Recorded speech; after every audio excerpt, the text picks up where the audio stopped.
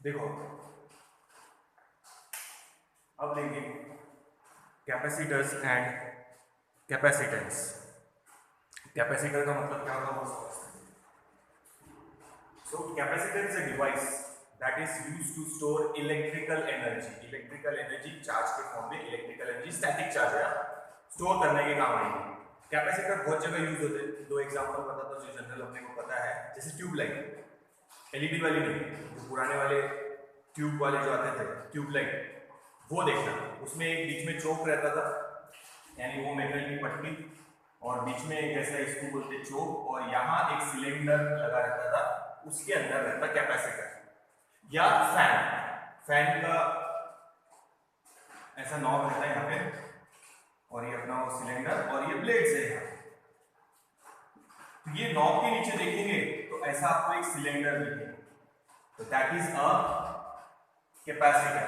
That is a capacitor. इस देखो यहाँ पे कवर करके रखते हैं उसको ताकि अच्छा दिखे बस। उसके अंदर देखेंगे तो आपको वायरिंग और कैपेसिटर दिखेगा, व्हाइट कलर का सिलेंडर दिखेगा आपको, तो दैट इज कैपेसिटर। कैपेसिटर क्यों यूज करते हैं फैन में, जैसे एग्जांपल बताता, अपने को पता है काइनेटिक फ्रिक्शन और स्टैटिक फ्रिक्शन दो है। Static friction is more than kinetic friction, static friction ज्यादा रहता, तो फैन को ऑन करके उसको घुमाने में ज्यादा एनर्जी लगेगी एज कंपेयर टू उसको रोटेट करते रहने में। तो इनिशियली जब अपन बटन दबाते हैं तो ये कैपेसिटर चार्ज होगा, पहले कैपेसिटर चार्ज होगा, फिर अपन जो सप्लाई कर रहे हैं वो, और कैपेसिटर जब डिस्चार्ज होगा वो, तो एक्स्ट्रा एनर्जी मिलेगी फैन को और फैन रोटेट होना शुरू हो जाएगा। ठीक है, तो याद रखो स्टैटिक फ्रिक्शन में है फैन, उसको शुरू करने में ज्यादा एनर्जी चाहिए, और उसके लिए हेल्प कौन करेगा, कैपेसिटर, जो पहले एनर्जी स्टोर करेगा। ठीक है, समझो एक बाल्टी है जिसमें अपन पानी भरते जा रहे हैं, उसकी कैपेसिटी हो गई। ठीक है, अब पूरी बाल्टी वापस से खाली कर दो, यानी पूरी डिस्चार्ज हो गई। पहले चार्ज किए फिर डिस्चार्ज किए, तो एक्स्ट्रा वाटर मिलेगा। ठीक है, नल में से तो पानी आ ही रहा, अपन ने बाल्टी भरे और बाल्टी अब डाल दिए, तो नल के पानी के साथ उसका फोर्स क्या हो गया, इंक्रीज। बस वैसा ही है। तो ये फैन को एक्स्ट्रा एनर्जी सप्लाई करेगा ताकि वो रोटेट होना शुरू हो सके। एक बार फैन रोटेट होने लग गया तो फिर इसका कोई काम नहीं, तो फिर काइनेटिक फ्रिक्शन चालू हो गया, it is less then static friction. तो ट्यूबलाइट और इसमें कैपेसिटर्स यूज होते हैं, और भी जगह यूज होते हैं। तुम लोगों ने इंग्लिश मूवीज में देखा होगा, ऐसे टीजर गन्स रहते हैं उनके पास, ऐसे स्पार्क निकलते हुए दिखाते ब्लू कलर या डार्ट गन पुलिस वालों के पास रहता, यानी गन चलाए, दो डार्ट निकल के जो क्रिमिनल है उसके बॉडी में जाएंगे, और कैपेसिटर रहता, चार्ज करके लाते घर से, उसको चार्जिंग मशीन में चार्ज करके लाते, और फिर वो जब सामने वाले की बॉडी में जाएगा तो सारा चार्ज वो डिस्चार्ज कर देगा, तो उसको एक इलेक्ट्रिक शॉक लगेगा। अपने नर्वस सिस्टम में इलेक्ट्रिकल सिग्नल्स ही है, तो ये इलेक्ट्रिकल सिग्नल्स उसके साथ मिक्स हो जाएंगे और ब्रेन को कुछ समझ में नहीं आएगा, तो थोड़ी देर के लिए न्यूट्रलाइज हो जाते हैं। ठीक है, तो वो होता है।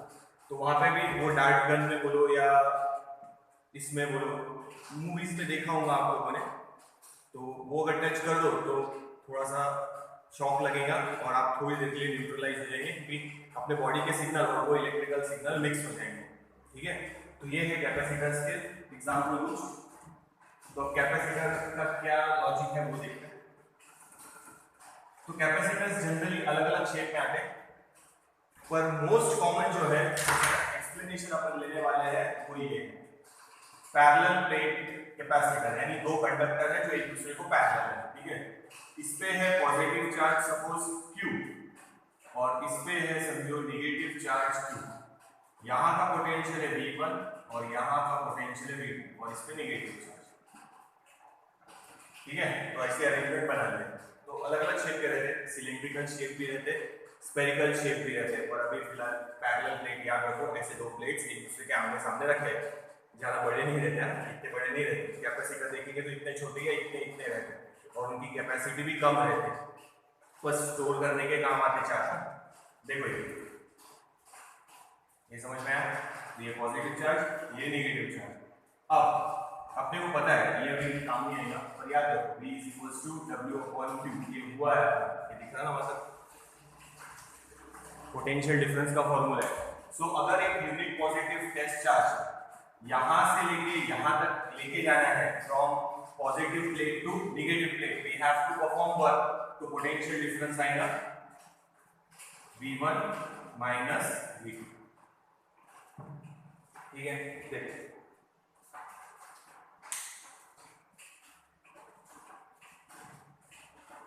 ये समझ में आया? Potential difference V1 minus V2 it is defined as work done in moving a charge from this plate P1, इसको P1 कर देते to the plate P2, P1 से P2 तक लेके जाएंगे। तो अपने को पता है that work done is directly proportional to charge Q। ये जितने ज्यादा चार्ज होंगे उतना ज्यादा वर्क डन। पहले भी समझाया है कि ये चार्ज जितना स्ट्रांग है, दूसरा चार्ज जब तुम उसके पास लेके आएंगे उतना ज्यादा तुम्हारे को वर्क डन करना पड़ेगा। सेम लॉजिक क्या है, जितना ज्यादा ये चार्ज रहेगा उतना ही ज्यादा तुम्हारे को क्या करना पड़ेगा, वर्क डन। ठीक है, अगर रिपल्शन ज्यादा है तो वर्क डन भी ज्यादा करना पड़ेगा। ठीक है, तो work done is directly proportional to charge. अगर work done directly proportional to charge है तो इसको यूनिट चार्ज के लिए लिखते थे, तो V is Q, तो यहाँ लिख सकते हैं V is directly proportional to Q या Q is directly proportional to V। जितना ज्यादा चार्ज उतना ज्यादा पोटेंशियल डिफरेंस।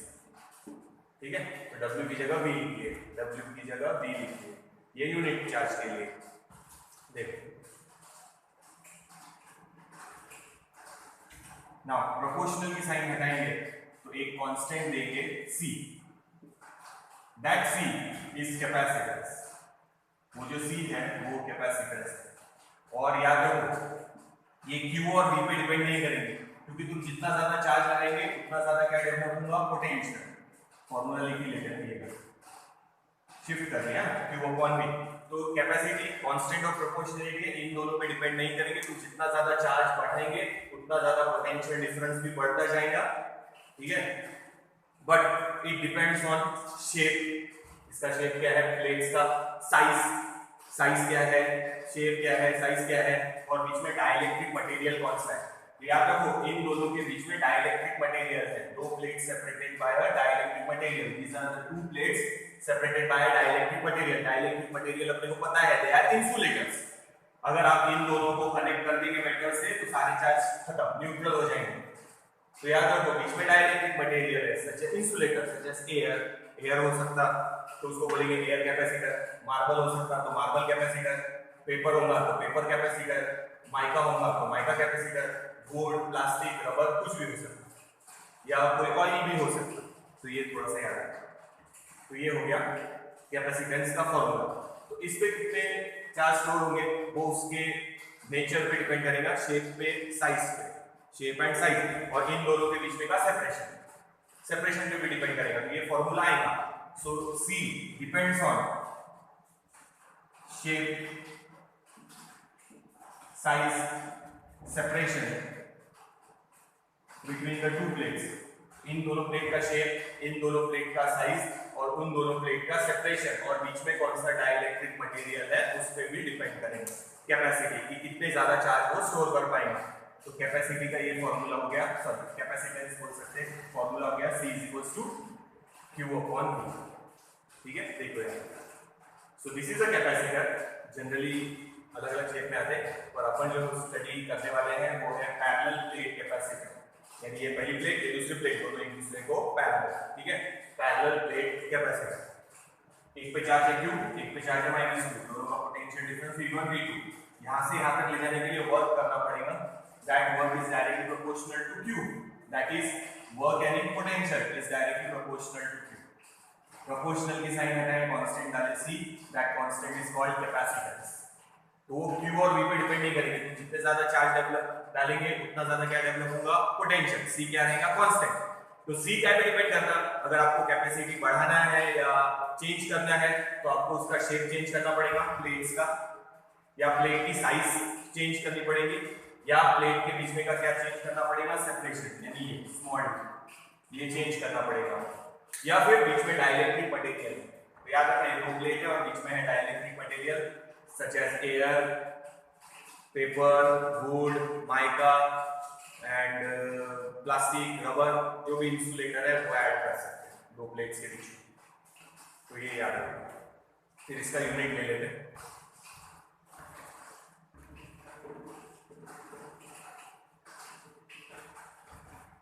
ठीक है, डायग्राम याद रखना।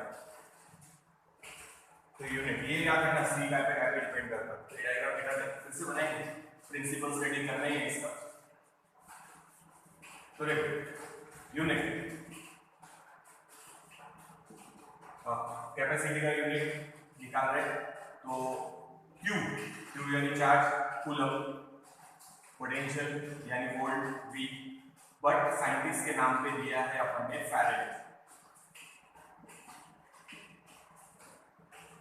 साइंटिस्ट के नाम पे क्या दिया है? फैराडे। तो यूनिट है फैराडे, ऐसा यूनिट है फैराडे साइंटिस्ट के नाम पे। तो 1 farad is 1 coulomb upon 1 volt. 1 farad is equal to 1 coulomb upon 1 volt.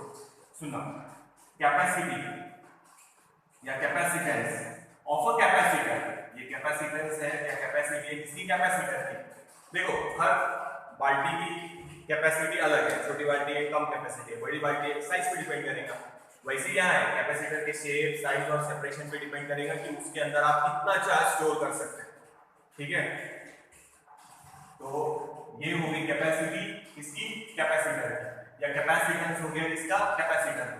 ध्यान रखना, ठीक है।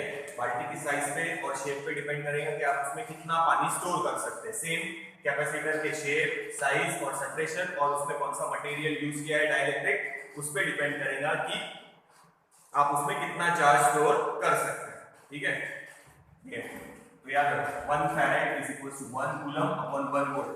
सो कैपेसिटी या capacitance of a capacitor, capacity किसकी है? कैपेसिटर की, is 1 farad if 1 coulomb charge develop a potential of 1 volt. यानी 1 कूलम चार्ज डालेंगे और पोटेंशियल कितना डेवलप होगा? Difference 1 volt.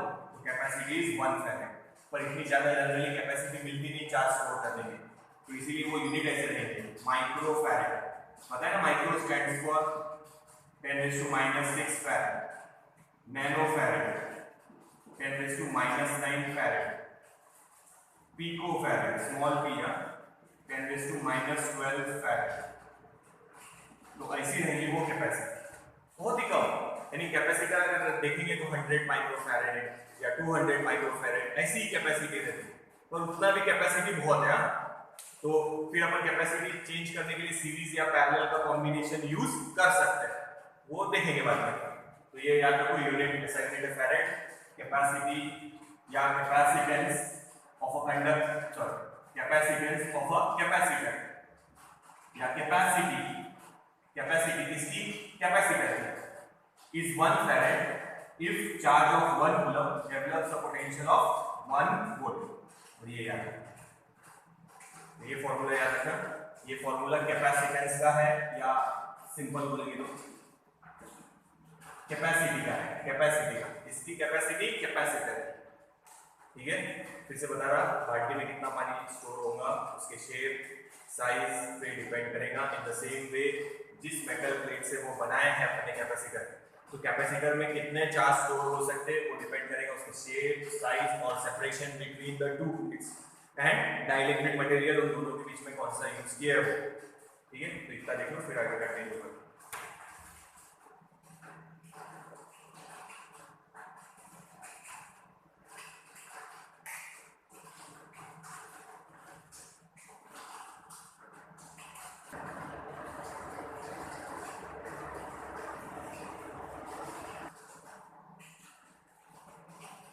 अब देखो, अब लेंगे प्रिंसिपल ऑफ कैपेसिटर। उसमें 2 प्लेट्स क्यों यूज किए, एक सिंगल प्लेट क्यों यूज नहीं किया।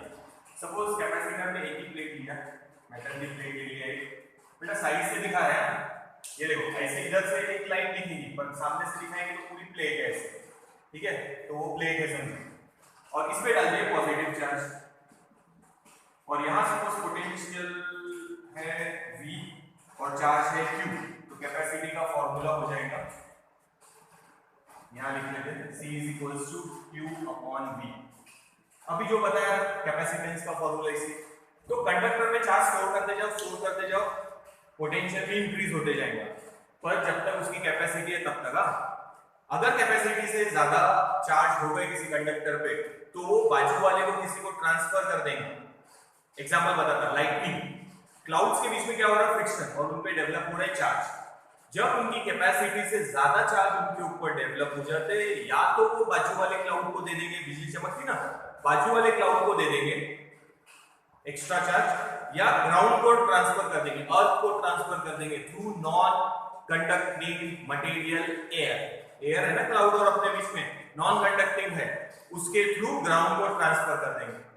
तो कैपेसिटी एक्चुअल में इस कंडक्टर की ज्यादा नहीं है, एक लिमिट से ज्यादा अगर चार्ज हो गए, ये फॉर्मूला है उसका अभी जो डिराइव किया था, C = Q / V। V मतलब अभी पोटेंशियल, डिफरेंस नहीं, खाली पोटेंशियल इसका, और चार्ज है Q, इस पे चार्ज है Q, ठीक है ना।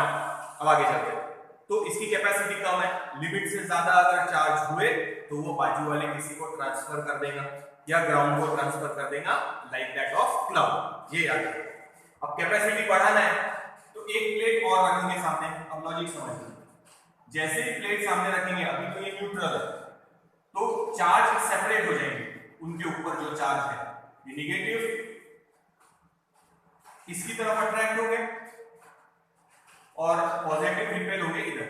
अभी भी प्लेट न्यूट्रल ही है, क्योंकि जितने निगेटिव चार्ज है उतने ही पॉजिटिव चार्ज है, ठीक है। So this is plate P1 and this is plate P2। तो पहले P1 ही लिख रखे थे और उसका ये था फॉर्मूला, पर उसकी कैपेसिटी कम है, ज्यादा चार्ज हुए तो किसी और बाजू वाले को ट्रांसफर कर देंगे, अपन है बाजू में तो अपने को ट्रांसफर कर देगा या ग्राउंड में चले जाएंगे through non conducting material. Cloud में और अर्थ में एयर है, ध्यान रखो, क्लाउड का एग्जांपल याद रखो। लिमिट से ज्यादा चार्ज हुए तो बाजू वाले क्लाउड को ट्रांसफर कर देंगे या ग्राउंड को ट्रांसफर कर देंगे, अर्थ को ट्रांसफर कर देंगे through non conducting material, that is air. Potential difference बहुत ज्यादा है, तो जब लिमिट से ज्यादा चार्ज है तो ऐसा होगा। तो कैपेसिटी बढ़ाना है तो हमने दूसरी प्लेट रखा, ये न्यूट्रल थी पहले, अभी भी न्यूट्रल ही है, सिर्फ चार्ज का सेपरेशन हो गया। निगेटिव चार्ज इसकी तरफ अट्रैक्ट हो गए, पॉजिटिव चार्ज अपोजिट फेस पे आ गया रिपल्शन की वजह से। अब दूसरी डायग्राम बनाना तुम लोगों ने, मैं यही बनाना, इसको कनेक्ट कर दो ग्राउंड को, तो ये पॉजिटिव चार्ज चले जाएंगे कहां, ग्राउंड में। निगेटिव चार्ज क्यों नहीं जाएंगे, इसके साथ अट्रैक्शन की वजह से निगेटिव चार्ज नहीं जाएंगे। तो यहां पोटेंशियल है समझो V1, ठीक है, ये V और यहाँ V1, और यहाँ चार्ज डेवलप हुआ है -Q, ये +Q ये -Q। अब नई कैपेसिटी है C1 = Q। अब इन दोनों के बीच में का पोटेंशियल डिफरेंस कितना है, V - V1, ये निगेटिव पोटेंशियल, ये difference V - V1 potential difference. अब ध्यान से अगर देखेंगे तो पोटेंशियल क्या हुआ है, डिक्रीज, पहले V था अब हो गया V - V1। अगर ये डिक्रीज हुआ है तो कैपेसिटी क्या हो गई, इंक्रीज। मतलब कैसे हो रहा था, अगर लिमिट से ज्यादा चार्ज हो गए तो बाजू वाले को ट्रांसफर कर रहे थे, कैपेसिटी बढ़ा। अब अपन ने क्या कर लिया, पोटेंशियल डिफरेंस ज्यादा नहीं हो रहा, पोटेंशियल डिफरेंस कम है, तो आप उस पर थोड़े और चार्ज ऐड कर सकते ताकि और थोड़ा पोटेंशियल बढ़े। समझ में आ रहा? तो देखो, समझो पहले ये पोटेंशियल था 10, अब ये हो गया 10 - समझो 5 या 10 - 4, यानी कितना बचा है 6। तो आप उस पर और चार्ज ऐड करो जब तक आंसर कहां तक नहीं पहुंच जाता, 10 तक, यानी और चार्ज ऐड कर सकते हैं आप उस पर, और चार्ज ऐड कर सकते हैं, चार्ज कैन बी एडेड। तो पहले कैसा था, सिंगल प्लेट थी, अब दो प्लेट यूज किया है और इसी को बोल रहे थे अपन capacitor. So we has increased the capacity, capacity increase किया है। देखो कॉम्बिनेशन, शेप बदल गया, पहले एक ही प्लेट थी और अब दो प्लेट हो गई, तो शेप बदल गया, C की वैल्यू चेंज हो गया, तो पोटेंशियल डिक्रीज हुआ है, मतलब कैपेसिटी क्या हुई है, increase. So we can add more charges, capacity बढ़ गई, so we can say C1 is greater than C। इसीलिए सिंगल कंडक्टर पे चार्ज स्टोर करने से अच्छा इस कॉम्बिनेशन पे चार्ज स्टोर करेंगे तो आपको ज्यादा कैपेसिटी मिलेगी, ज्यादा कैपेसिटी मिलेगी। ये है प्रिंसिपल ऑफ कैपेसिटर, कि आप कैपेसिटी बढ़ाने के लिए ये कॉम्बिनेशन यूज कर रहे हैं। नहीं तो आप सिंगल मेटल प्लेट पे भी चार्ज स्टोर कर सकते हैं, मगर उसकी कैपेसिटी ज्यादा नहीं रहेगी। अगर आप ये कॉम्बिनेशन यूज करेंगे तो पोटेंशियल हो गया डिक्रीज, देखो अब पोटेंशियल डिक्रीज हो गया, मतलब कैपेसिटी क्या हो गई, इंक्रीज, ठीक है। और कैपेसिटी क्यों चेंज हुई, क्योंकि एक प्लेट की जगह दो प्लेट आ गए, शेप और साइज में चेंजेस हुए, ध्यान रखना। तो ये देखो, समझ में आया?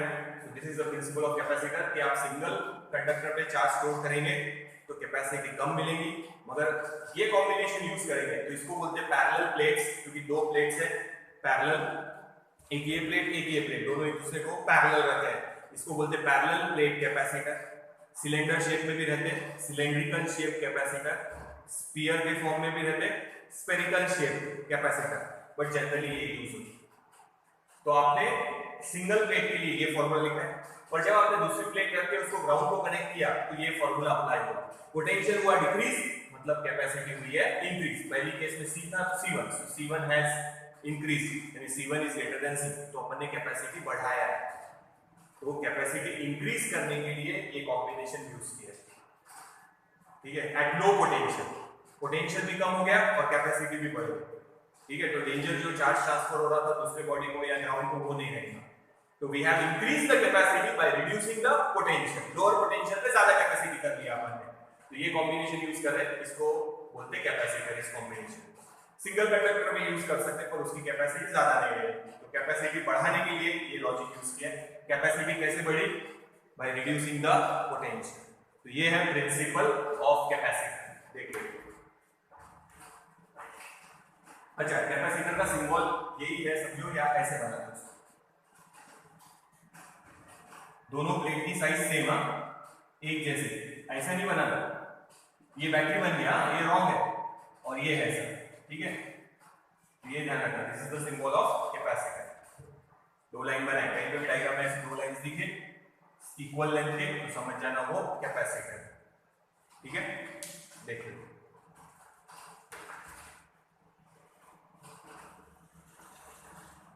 so we have increased the capacity by reducing the potential। इसीलिए कैपेसिटर वाली अरेंजमेंट यूज करना इजी रहेगा, ताकि पोटेंशियल कम होगा और कैपेसिटी ज्यादा मिलेगी। सिंगल कंडक्टर इसलिए यूज नहीं कर रहे, दो प्लेट यूज कर रहे। क्यों यूज कर रहे? और इन दो प्लेट के बीच में फिर से बचा रहा कौन से मटेरियल है? Dielectric material. तो आप सिंगल मेटल प्लेट पे भी चार्ज स्टोर कर सकते हैं, पर कैपेसिटी कम रहेगी। अगर आप दो प्लेट का कॉम्बिनेशन यूज करेंगे, उसको बोलेंगे कैपेसिटर, तो पोटेंशियल डिक्रीज हो गया, मतलब कैपेसिटी क्या हो गई है? Increase. So capacity has been increased by reducing the potential. अब ज्यादा कैपेसिटी है, ज्यादा एनर्जी आप स्टोर कर पाएंगे, electrical energy. So capacitors are the device that can store electrical energy. ये उसका प्रिंसिपल है। देखो,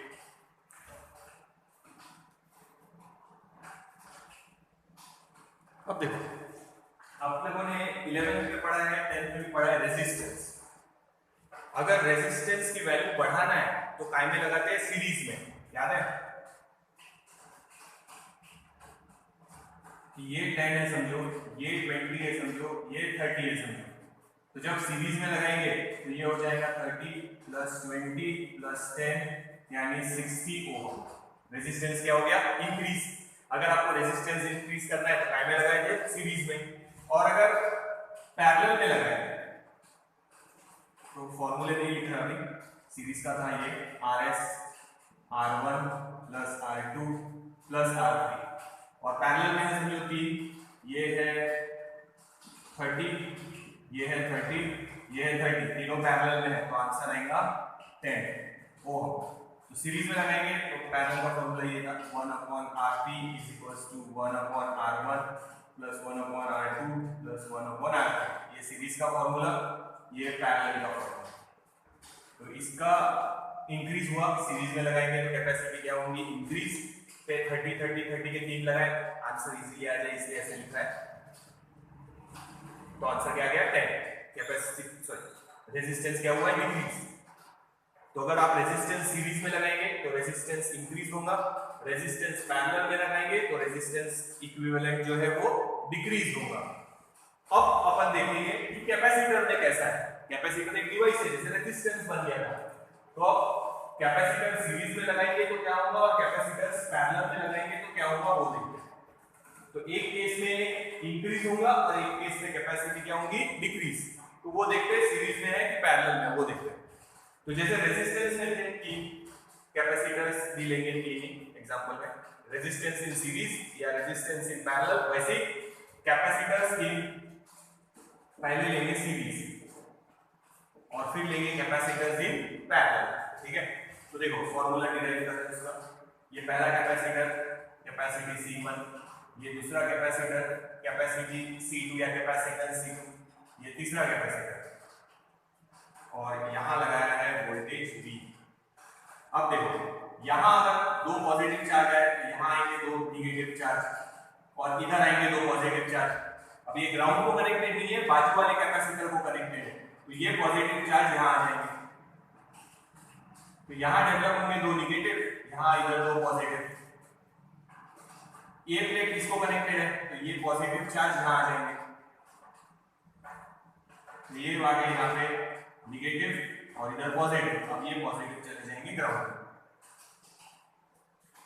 तो अपन जैसे सीरीज में, और ये कैपेसिटी C3, जैसे अपन सीरीज में जब रेजिस्टेंस लगाए थे तो अपन क्या बोल रहे थे, करंट सेम है, हर रेजिस्टेंस में से जो करंट जाएगा वो सेम है, पर यहाँ है कैपेसिटर तो यहाँ बोलेंगे यहाँ चार्ज जितने हैं उतनी चार्ज यहाँ है, उतनी चार्ज यहाँ है, सो Q it is same charge on each capacitor, तो यहाँ चार्ज सब पे सेम रहेंगे।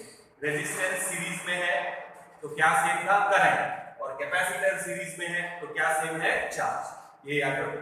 तो डेफिनेशन सुनना, इफ नंबर ऑफ कैपेसिटर्स 1 2 3 के लिए लिख रहे हैं are connected one after the other, एक के बाद एक कनेक्ट किए, such that charge on each capacitor is same, क्या सेम रहेगा, चार्ज।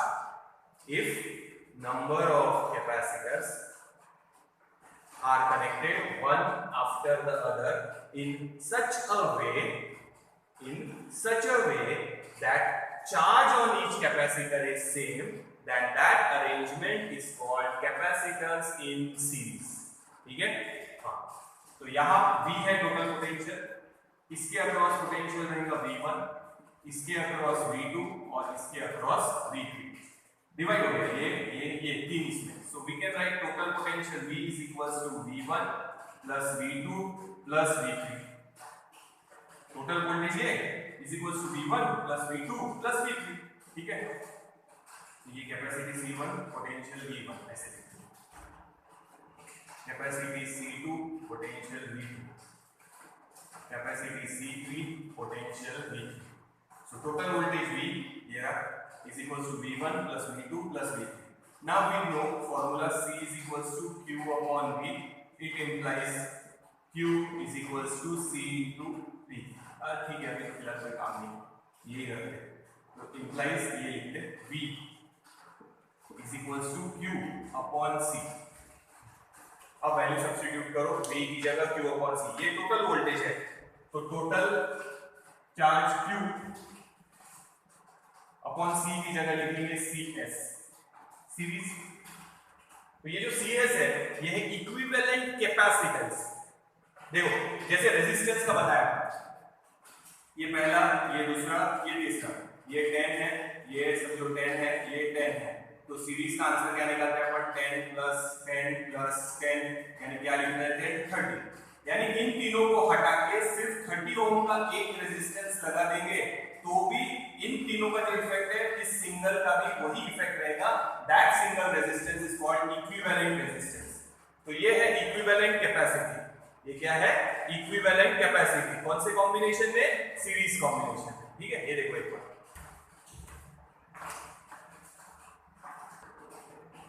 तो जैसे याद रखो, जैसे रेजिस्टेंस में है इक्विवेलेंट रेजिस्टेंस, वैसे ये है इक्विवेलेंट कैपेसिटेंस या इक्विवेलेंट कैपेसिटी, पर कौन से कॉम्बिनेशन में, सीरीज, ठीक है। तो इन तीनों को हटा के कौन सा कैपेसिटर लगाए तो इन तीनों का इफेक्ट और इसका इफेक्ट क्या रहेगा, सेम। जैसे रेजिस्टेंस में इन तीनों को हटा के 30 ओम का भी लगा दिए 10 10 10 तो भी सेम रहेगा इफेक्ट सर्किट पे, that single resistance is called equivalent resistance. So this single capacity या capacitance is equivalent capacitance in series combination, equivalent capacitance in series combination whose effect is same as that of the combination।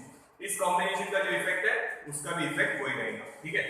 तो इसकी जगह हो गया V1 की जगह, यहां लिख रहे हैं, इसको हटाते हैं, देखो नाउ ये हो गया V1 की जगह Q, चार्ज तो उतना ही है, और ये C1 V1, तो यहाँ आएगा C1 प्लस V2 की जगह Q upon C2 plus V3 की जगह Q अपॉन C3, Q सब पे सेम है, Q cancel, so 1 upon CS is equals to 1 upon C1 plus 1 upon C2 plus 1 upon C3। ये हो गया equivalent capacitance in series combination का answer, ठीक है। रेजिस्टेंस और कैपेसिटर में उल्टा है, रेजिस्टेंस में ये आंसर पैरेलल के लिए था, कैपेसिटर में ये आंसर सीरीज के लिए। तो इसका मतलब ये हुआ कि जब आप कैपेसिटर सीरीज में लगाएंगे तो कैपेसिटी डिक्रीज होंगी। याद रखना, कैपेसिटी डिक्रीज होंगी और पोटेंशियल डिवाइड हो रहा है, कैपेसिटी डिक्रीज। तो यहां लिख लो कि सीरीज कॉम्बिनेशन में कैपेसिटी होंगी डिक्रीज। इक्विवेलेंट कैपेसिटी या इक्विवेलेंट कैपेसिटेंस क्या होगा? डिक्रीज। ठीक है, अगर ये 30 ये 30 और ये 30 का है तो आंसर क्या आएगा? 1/CS 1/30 प्लस 1/30 प्लस 1/30 यानी आएगा 1/10। सॉल्व करो इसको, तो रिवर्स कर दो इसको। सो CS विल बी 10, जो भी होगा माइक्रोफैराड या पिकोफैराड या नैनोफैराड जो भी होगा। तो अपन ने 30 30 30 के तीन सीरीज में लगाए, आंसर मिला 10, यानी कैपेसिटी क्या हुई है? डिक्रीज। अगर आपको कैपेसिटी डिक्रीज करना है तो काय में लगाना है? सीरीज में, याद रखो। और इसका पढ़ लेते हैं अपन, स्टेटमेंट कैसे लिखना है। रेसिप्रोकल, काय का रेसिप्रोकल है? Equivalent capacitance in series combination. Reciprocal of equivalent capacitance in series combination is equals to sum of, काय का सम है? Reciprocal of each individual capacitance. Sum of reciprocal of each individual capacitance. फिर से सुनो, reciprocal of equivalent capacitance in series combination is equals to sum of, काय का sum है? reciprocal of each individual capacitance, sum of reciprocal of each individual capacitance। फिर से सुनना, reciprocal of equivalent capacitance in series combination is equals to sum of reciprocal of each individual capacitance। तो ये formula को पढ़ लिया अपन ने, ठीक है। अगर n है capacitance, so 1/CS will be 1/C1 plus 1/C2 plus and so on plus 1/Cn। ये फॉर्मूला याद रखना।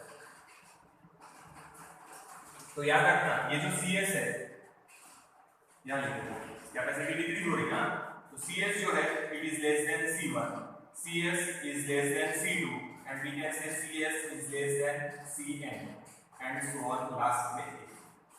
तो ये जो सीरीज कॉम्बिनेशन का है वो, जैसे ये 10 है, ये 20 है, ये 30 है, तो इसका आंसर सबसे कम जो 10 है उससे भी कम आएगा, ठीक है। तो जैसे ये 30 30 30 लिया तो आंसर क्या है? 10, मतलब वो सबसे कम, तो डिक्रीज हो रहा है, याद रखना। CS is less than C1, CS is less than C2, we can say CS is less than Cn। Decrease हुई है कैपेसिटी, क्या हुई है? डिक्रीज, ठीक है। तो ये हो गया सीरीज का आंसर, देख लो एक बार। इसके बाद लेते हैं पैरेलल के लिए।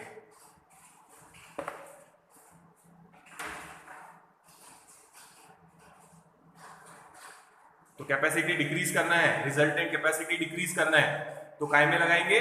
सीरीज में। अब देखो, अब लेंगे कैपेसिटर्स की पैरेलल, कैपेसिटर्स इन पैरेलल। अब देखो पैरेलल कैसे लगाएंगे। ये पहला कैपेसिटर, ठीक है, ये दूसरा कैपेसिटर। लाइंस सेम बनाना, नहीं तो बैटरी हो जाएगी। इसकी कैपेसिटी C1, इसकी कैपेसिटी C2, इसकी कैपेसिटी C3। जैसे रेजिस्टेंस जब सीरीज में लगाते हैं तो करंट डिवाइड हो रहा था, अब अपन चार्ज डिवाइड करेंगे। यहाँ सपोज है चार्ज Q1, यहाँ चार्ज Q2, यहाँ चार्ज Q3। बट देखो, अगर ये 6 वोल्ट है समझो ये, तो ये दो कॉमन पॉइंट के बीच में 6 वोल्ट है, वही दो कॉमन पॉइंट यानी ये और ये,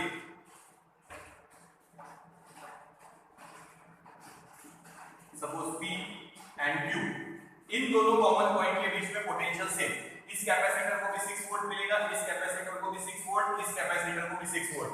सो वी कैन से PQ की जगह करेंगे A, we can say that potential is same across each capacitor।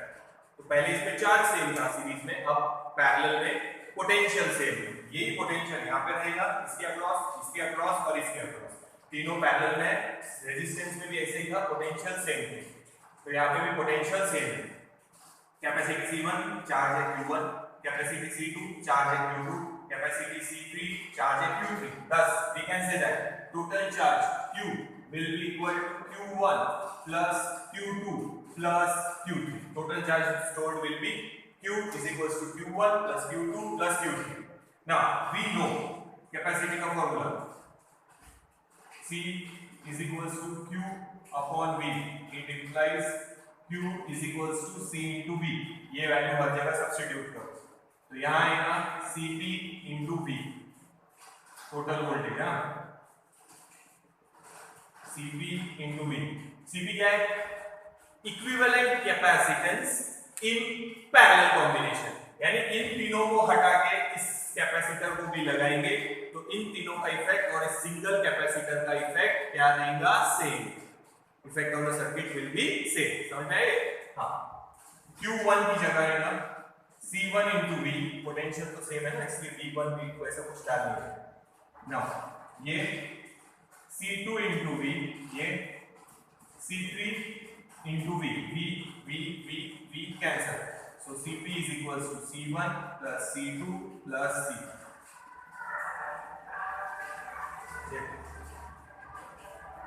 तो अब मान लो ये है 10, ये है 20, ये है 30. तो आंसर आएगा 10 plus 20 plus 30, यानी रिजल्टेंट आया 60. तो इन तीन को पैरेलल में लगाने की जगह एक सिंगल 60 फैरेड या माइक्रो फैरेड जो भी होगा वो भी कैपेसिटर लगा देंगे तो भी इन तीनों का इफेक्ट और इस सिंगल कैपेसिटर का इफेक्ट क्या रहेगा? सेम.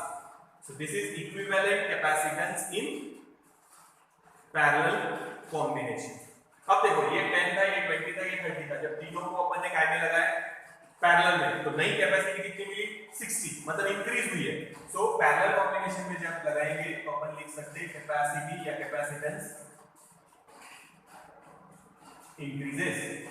तो याद रखो अगर आपको कैपेसिटी इंक्रीज करना है तो पैरेलल में लगाओ और कैपेसिटी डिक्रीज करना है तो सीरीज में लगाओ. रेजिस्टेंस से उल्टा है.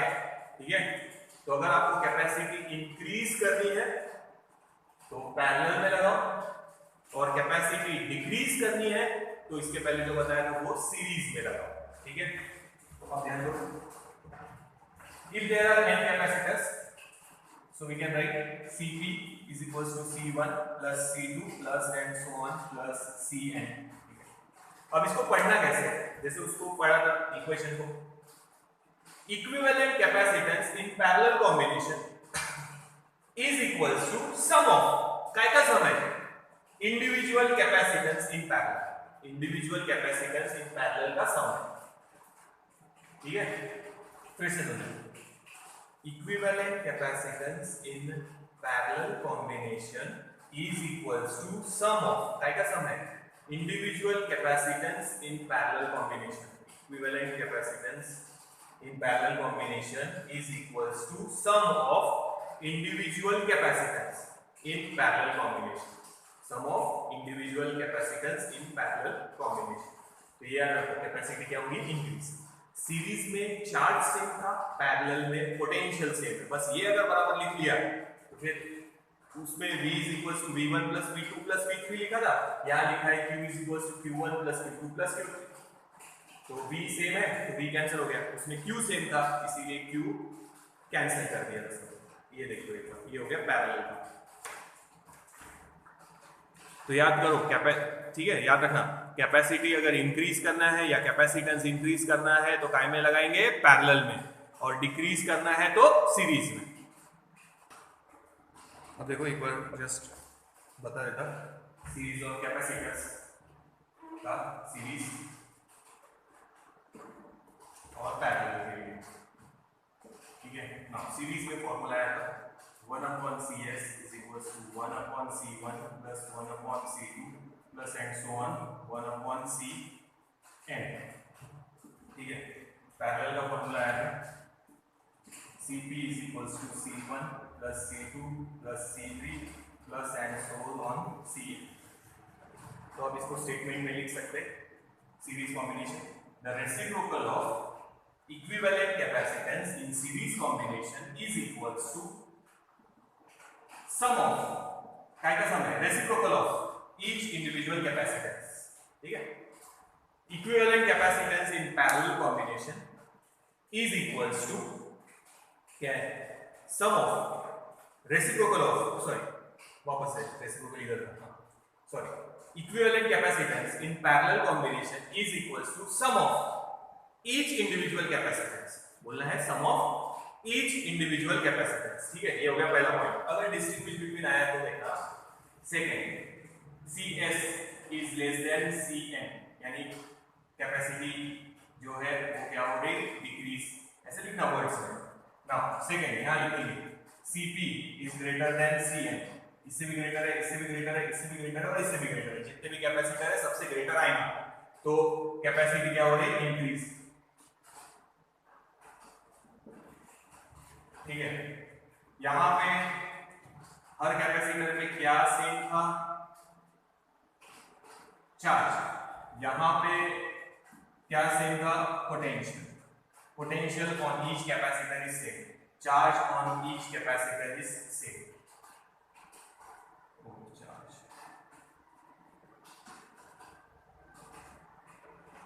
अब कुछ समझो ये याद ही नहीं है तो इसको अलग कर लेना, CS is less then CN वो लिखो, और नीचे लिख देना कैपेसिटी डिक्रीजेस, और ये नीचे डाल देना कैपेसिटी इंक्रीजेस, याद नहीं आया तो।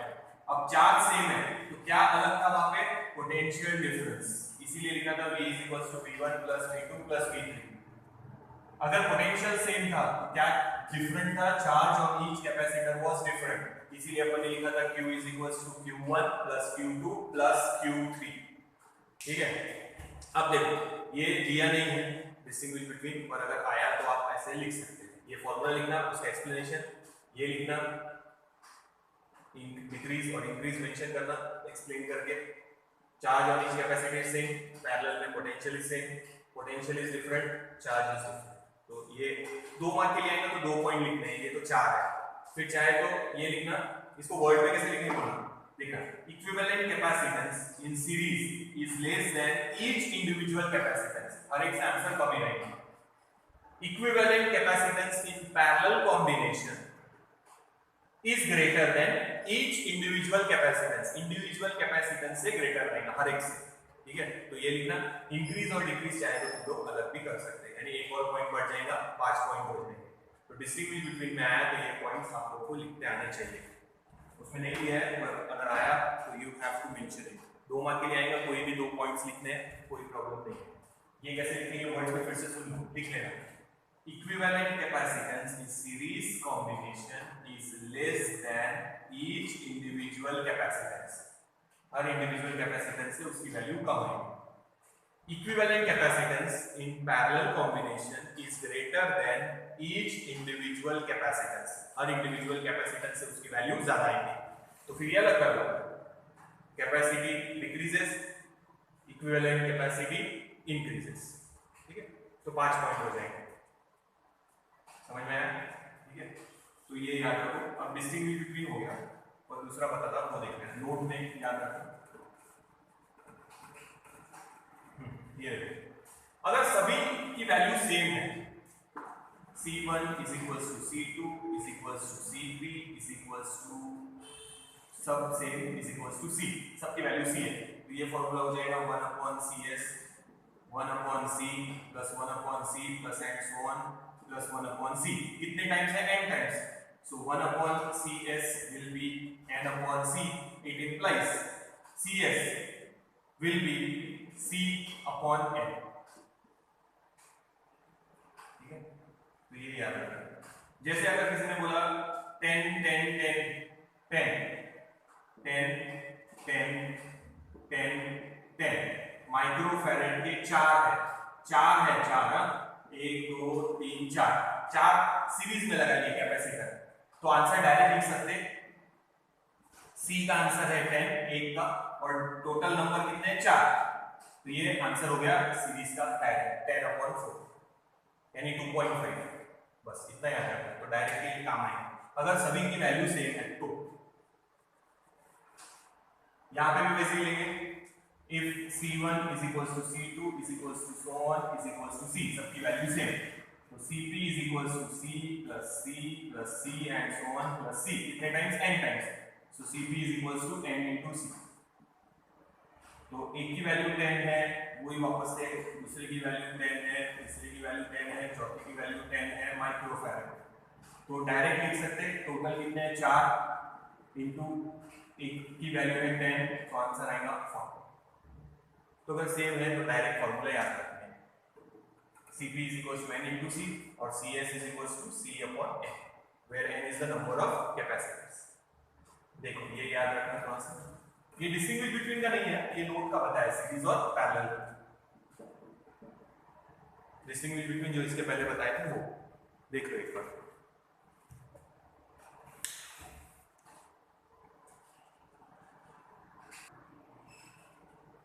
इसके बाद वाला नेक्स्ट वीडियो में कंटिन्यू करेंगे। तो अपन ने क्या देखा था कि कैपेसिटर की जो कैपेसिटी है वो काय पे डिपेंड करेगी, shape, size and separation between the two plates, and बीच में कौन सा डाइलेक्ट्रिक मटेरियल है वो। तो अब ये तो फॉर्मूला समझो, C की वैल्यू मालूम है तो, पर अगर अपने को पैरेलल प्लेट दे दिया, उसका एरिया दे दिया, डिस्टेंस दे दिया, शेप साइज सब दे दिया, वैल्यू निकालो कि कितनी है, तो उसका फॉर्मूला कर डिराइव करेंगे। तो उससे पता चलेगा फॉर्मूले से कि कैपेसिटर जो है उसकी कैपेसिटी डिपेंड करती है shape, size, separation between the two plates and the dielectric material between the two plates. तो वो डिटेल में नेक्स्ट वीडियो में लेंगे। तो ये सीरीज और पैरेलल हो गया। कैपेसिटर का कॉन्सेप्ट याद रखना, काय के काम आता है capacitor, to store the electrical energy, charge store करना है, इलेक्ट्रिकल एनर्जी स्टोर करना है, तो उसके काम आता है। तो उसको अपन सीरीज में लगा सकते हैं, पैरेलल में लगा सकते हैं। सीरीज में डिक्रीज होंगी कैपेसिटी, पैरेलल में कैपेसिटी क्या होंगी, इंक्रीज। ठीक है, देखो